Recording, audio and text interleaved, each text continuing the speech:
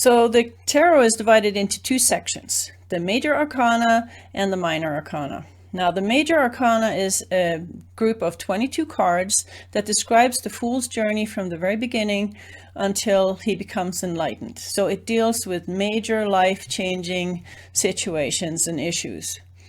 The Minor Arcana means the smaller secrets. So it deals with day-to-day concerns. It consists of 56 cards, and the suits are part of the Minor Arcana.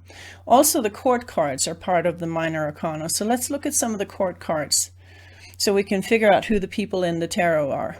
So let's start with the Pentacles. Page of Pentacles, Knight of Pentacles, Queen of Pentacles, and King of Pentacles.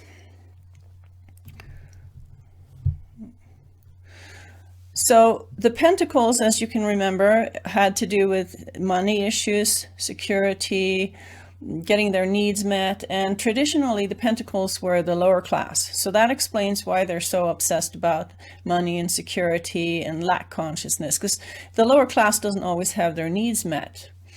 So the Pentacles represent the lower class in the tarot, and the Wands represent the middle class. Page of Wands, Knight of Wands, Queen of Wands, and King of Wands.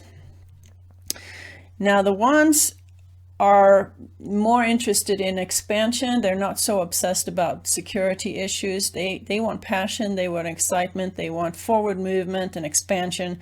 They want to become what the upper class is.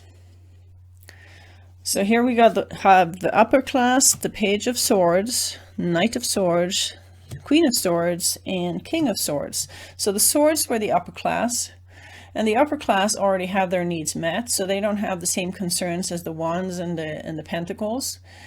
And they don't have to do a whole lot of work. They come up with ideas, and then they get the Wands and the Pentacles to carry out the work. And so they can afford to sit there and judge everybody and have really high standards that nobody can live up to. It's very, very hard to please a sword. They know what they want, and nothing is ever good enough for them. So if you see anybody like that in your life, then you can be pretty sure that they are representing the swords in the tarot. And then you have the people who have opened their hearts, and they're a little more open to many things and more interested in relationships. Those are the Cups, the Page of Cups, the Knight of Cups, the Queen of Cups, and the King of Cups. And if we look at the parts that these different court cards play, in the old days, the pages were the messengers. They're kind of youngish teenagers. They're too young to do a whole lot of work, but since they didn't have internet in those days, they had to have somebody run with messages.